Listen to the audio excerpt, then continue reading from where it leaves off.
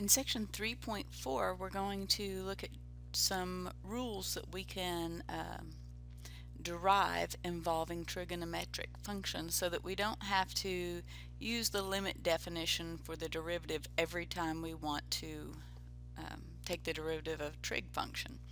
So if we can come up with some rules that work, and we have to do the proof in order to figure out these rules, then we can use this consistently as we have for the polynomials and the exponentials. So let's first look at what's going on with a couple of special trig functions. I'm going to look at this sine x over x, and it's graphed for you here. Notice that when x approaches 0, I've got a hole in the graph there. So I would like to know what's going on as x approaches 0, and I'd like to prove that that limit is 1. Now, I can look at this graph and I can see that in this neighborhood, I can see that the values are approaching 1. I can also see that by looking at the table, and as x gets closer and closer to 0 from both the left and the right hand side, that's what the positive and negative is about, so it's talking about from the left side and from the right side, I see that we are getting closer and closer to the value of 1. Now the proof of this is given to you in the section, and that proof involves geometry, area of sectors, and the squeeze theorem. And they go through that proof in the chapter content there. So if you'd like, you can look through that. I'd like to go through the proof of the other one because they don't give that one.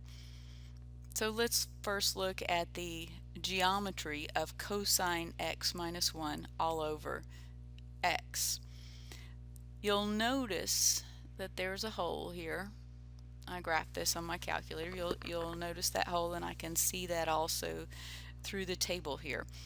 I also see that in that neighborhood of values from both the left and the right, I can see that it appears as though this function is approaching 0. The y value is approaching 0. And I can also see that looking at it numerically from both the left and the right hand side, that these values are approaching 0 because those y values are getting closer and closer to 0.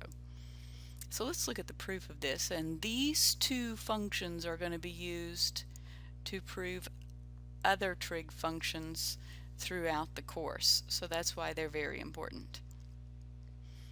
So let's look at the limit as x goes to 0 of cosine x minus 1 over x. Now in order to figure out this limit, because I can't plug in directly because I get a 0 in the denominator, what I'm going to do is kind of contrive it a little bit. I want to get an identity that I can use. So that's the purpose for this. So I'm going to get the limit. I'm going to add, and what I'm doing is multiplying top and bottom by this cosine x plus 1 for the purpose of getting cosine squared x minus 1 on the top.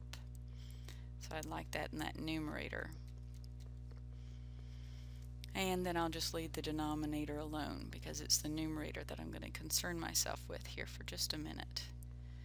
So limit as x goes to 0, and this would be a negative sine squared x, because cosine squared x plus sine squared x equals 1, if you'll remember that basic trig identity.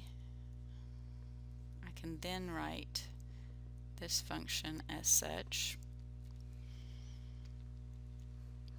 Then I'm going to break this limit apart using my product rule for limits, and I'm going to say that this is the sine x over x times the limit as x goes to 0 of negative sine x over cosine x plus 1.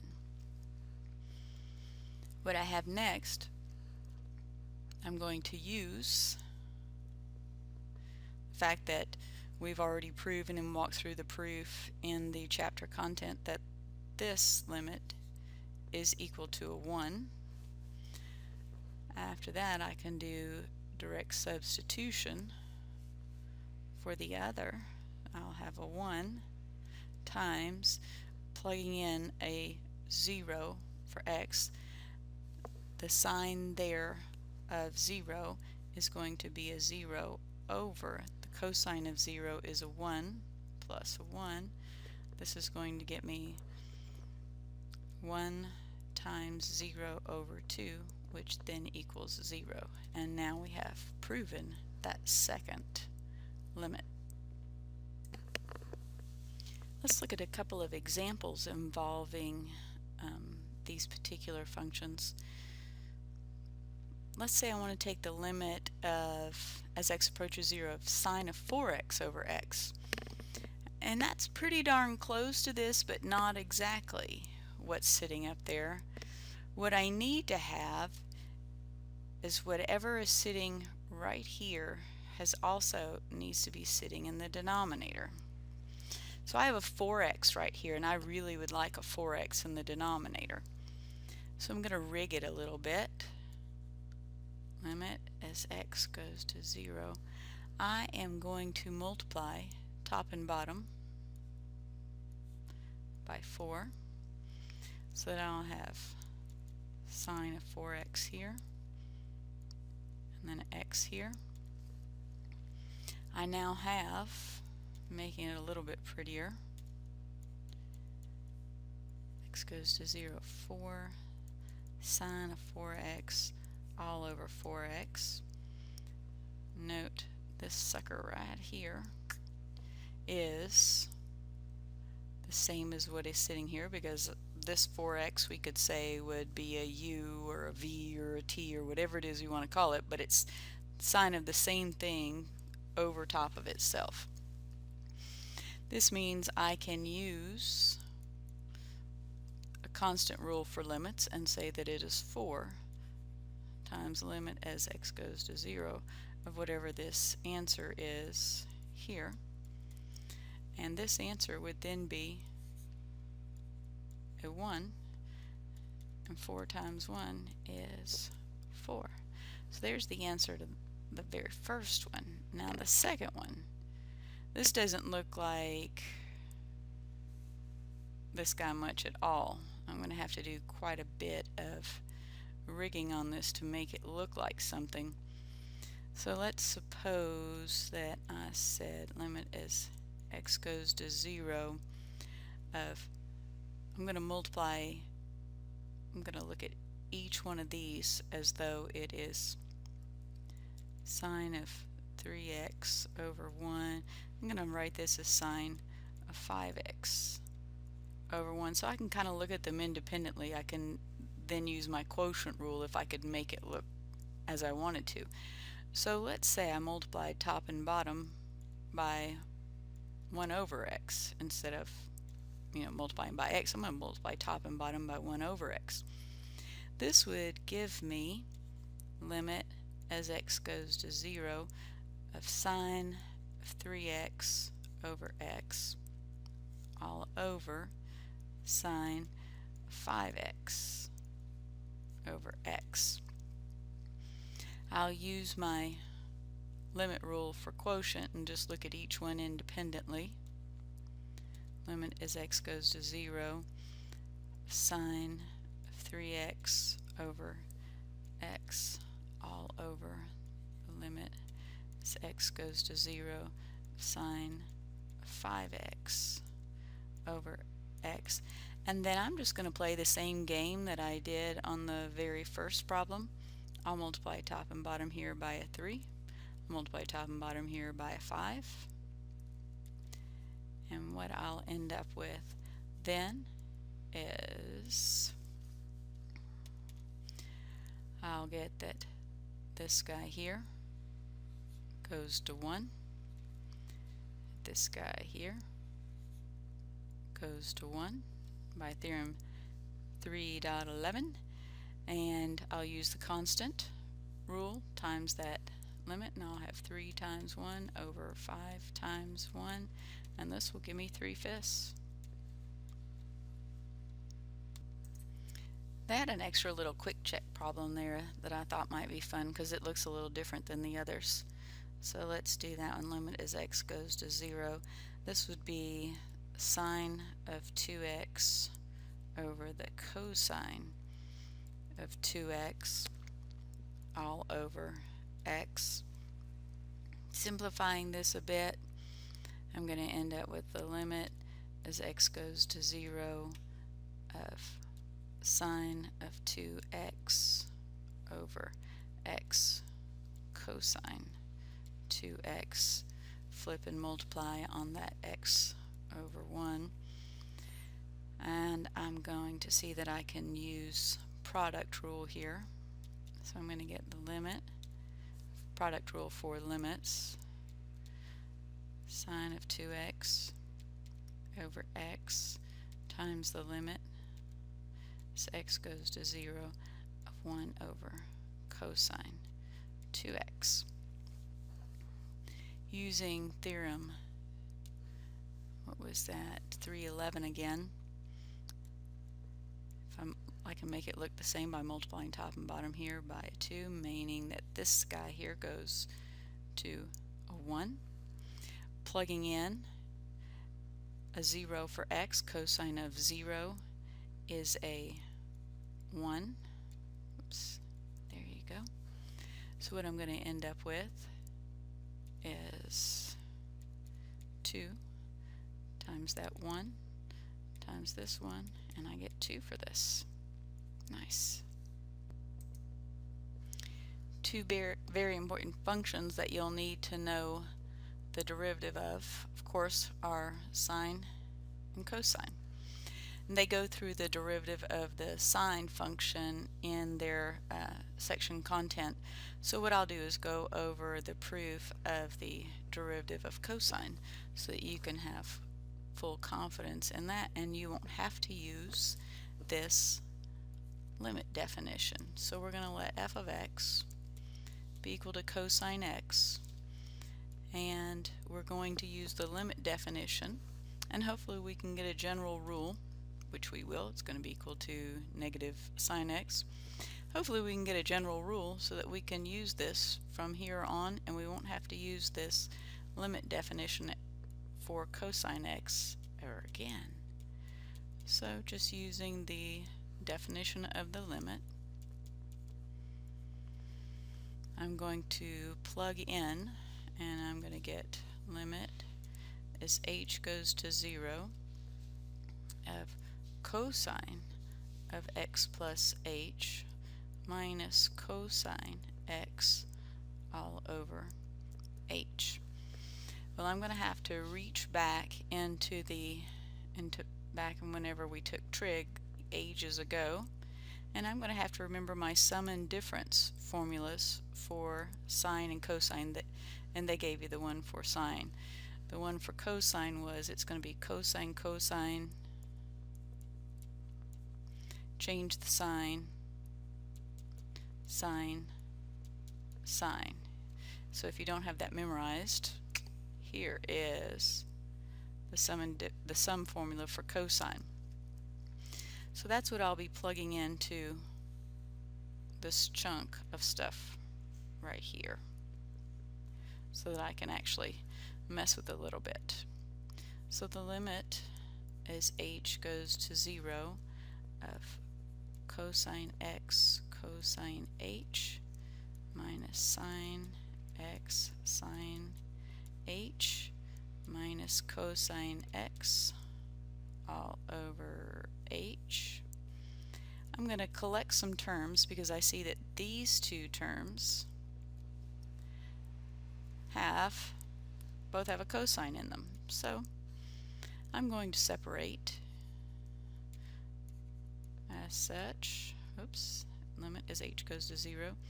I'll factor out that cosine x so that I can get cosine h minus 1 all over h, and I'm splitting this up, minus the limit as h goes to 0 of that sine x sine h all over h. Okay, if I remember those two functions that I looked at the previous slide, I found that as h goes to 0, this particular thing is going to go to 0. So this guy right here is going to 0. And so I'll have cosine, cosine x, because he doesn't have an h in him, times, I better do it like this so it's very clear, times 0 minus, and I'm going to look at this one and I'm going to say, I did that whole proof, the whole reason why I did this proof was so that I could say that this was a 1. So I have minus, and I'll have sine x times a 1, and that guy, 0 times whatever is 0, so this would be negative sine x, and ta-da, there it is. There is the derivative for cosine. The derivative for cosine is minus sine x. And now, anytime you see something where you have to take the derivative of cosine x, you can just write down minus sine x because you have followed through the proof. So let's work a few problems. The first one, I see one function times another function. I'm going to use the product rule. So y prime is going to equal, take the derivative of the first, that's 2 e to the 2x, leave the second one alone, plus the first one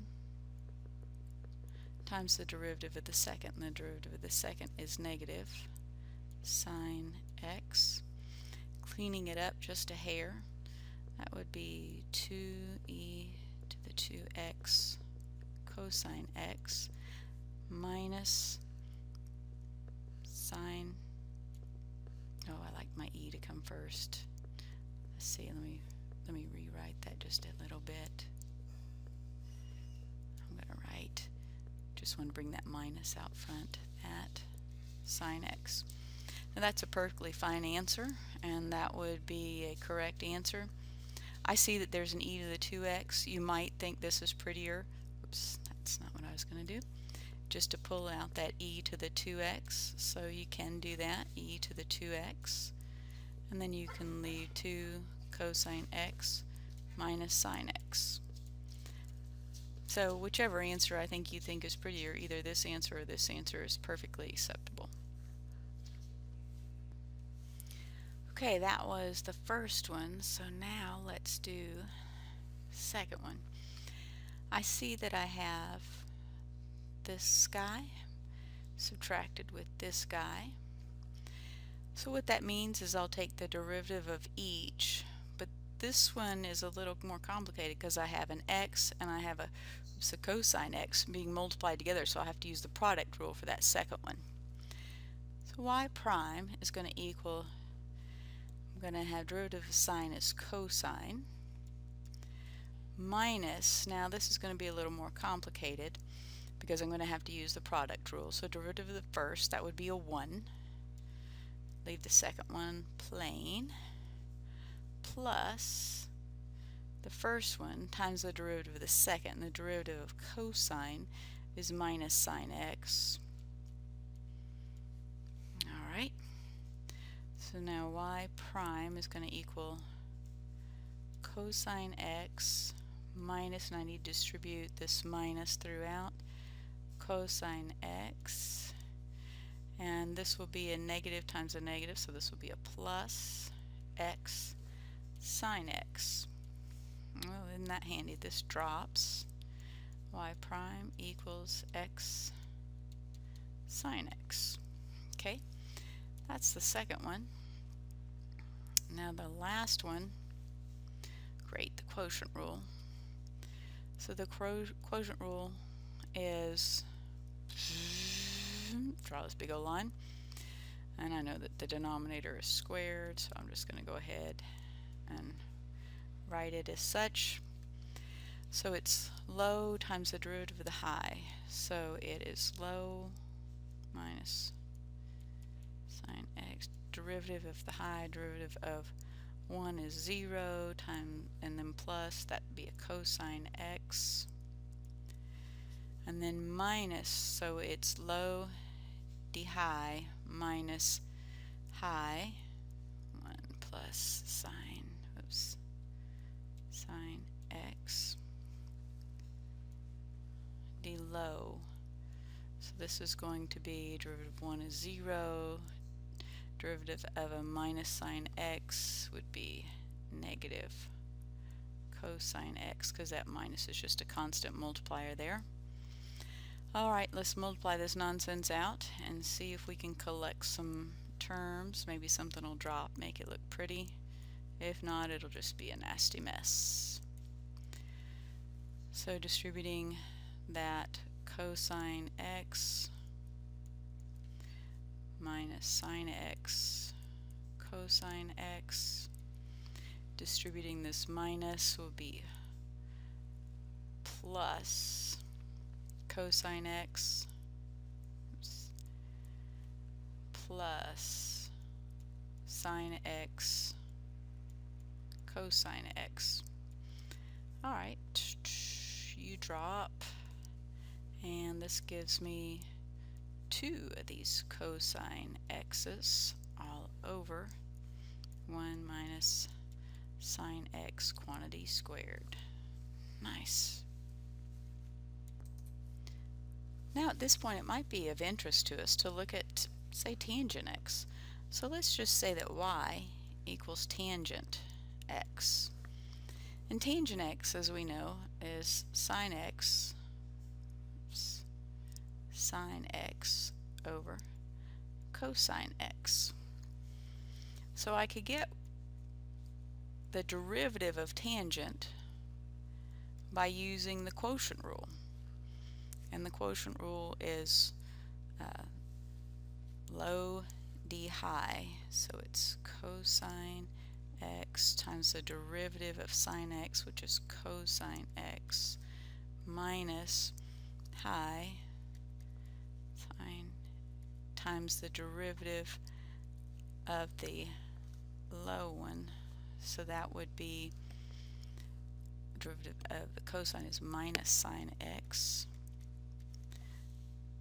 all over the denominator squared. This gives us cosine squared x plus sine squared x all over cosine squared x. Man, that numerator is an identity, isn't it? It's a 1. And I have this. Oh, I could rewrite that to be secant squared x. So the derivative of tangent would be secant squared x. And you can do similar proofs for the rest of these, and you would and it might be worth your while to just see that, prove to yourself that you can get the derivative of cotangent, cosecant, or secant. And once you do that, then you can use them. So let's look at the derivative of secant x times cosecant x. I'm going to use the product rule and derivative of the first. So the derivative of secant is this secant x tangent x.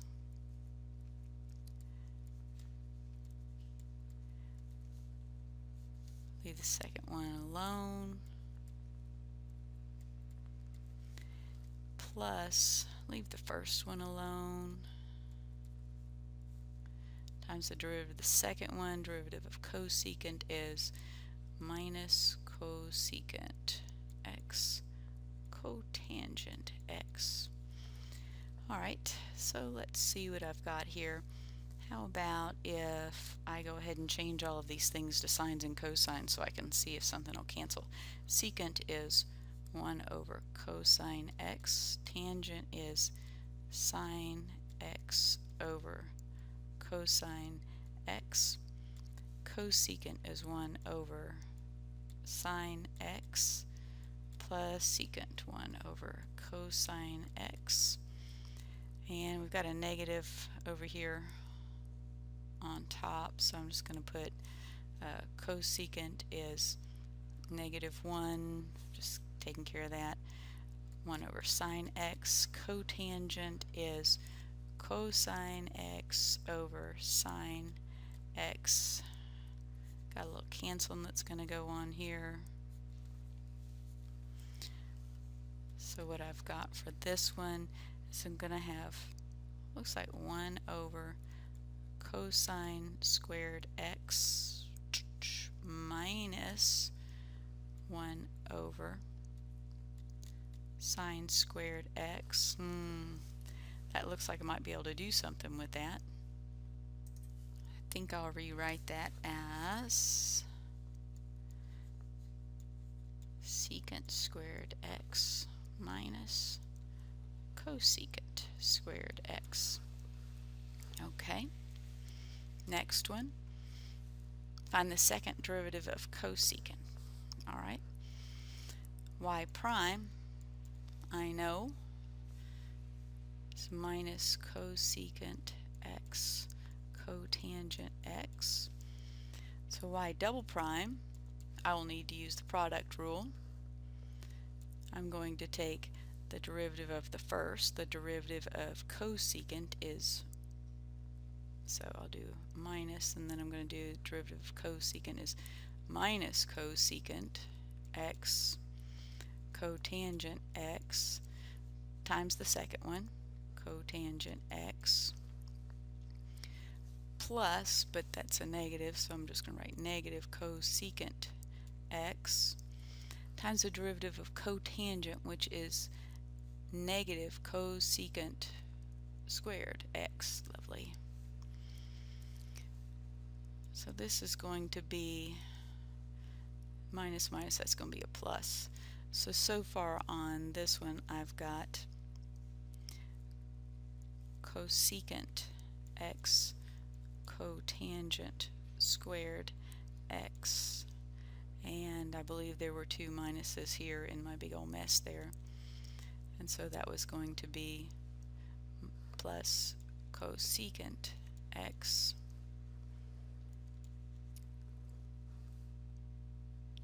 and that one I had to take the root of cotangent, so that's another cosecant. So that's a cosecant squared x. So I guess we could write this as cosecant x cotangent squared x plus cosecant x cubed. I don't know if I like that a lot, but you know, that's a fine answer. If you'd like to factor out the cosecant x, you can, and then just have cotangent squared x plus cosecant squared x. That's another way to write it. Either one of these two answers is fine, whichever you happen to like best. And that's it for 3-4. Be sure and attend the Collaborate or email me if you have any questions.